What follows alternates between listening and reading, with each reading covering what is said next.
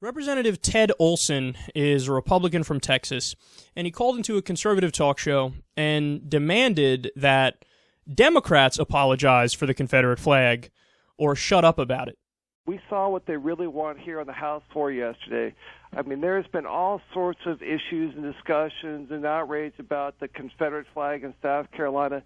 Stan, the Democrats have no standing whatsoever to talk about that flag because that was a flag of their party during the Civil War. That was their battle flag, not our battle flag. Our battle flag was the Stars and Stripes with President Lincoln. They have no credibility. Just shut up. Apologize now. Amen. Amen to that. And that was just to distract. And I don't know if the media was part of it intentionally. The whole Confederate flag story is a fake story. What does that mean? The whole Confederate flag story is a fake story.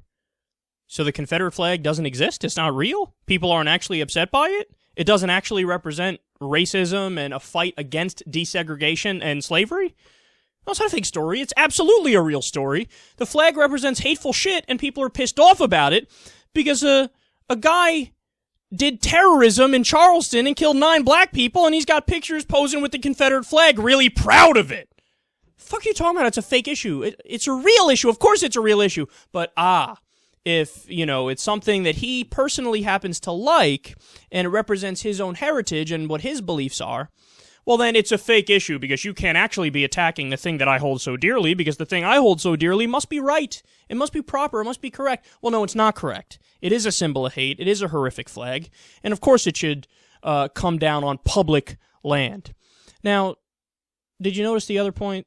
This is the most tired conservative argument that we hear every single year now.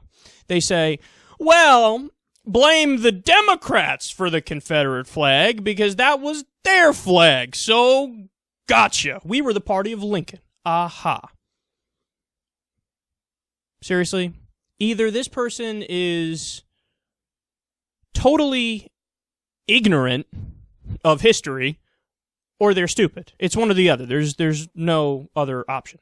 Or I guess you could say just lying and knows the real answer but is misleading. Okay, what's the reality about that? The party switched, you idiot. Think about what you just said. You guys represent the party of the North? You guys represent Lincoln and the North, the Union?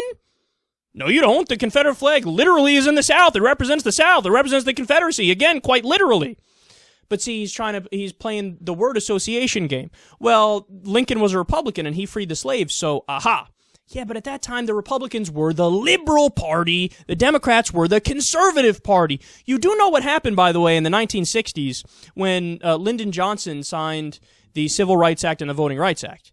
You do know that there's a famous moment where he says the Democratic Party just lost the South for a generation because he knows that the Southern Democrats, the Dixiecrats, were super racist, and the second he signed those bills, all those Dixiecrats were going to abandon the Democratic Party and they're going to run to the Republican Party. So all the racists in the South ran into the arms of the Republican Party where they said, oh, we love you and we welcome you.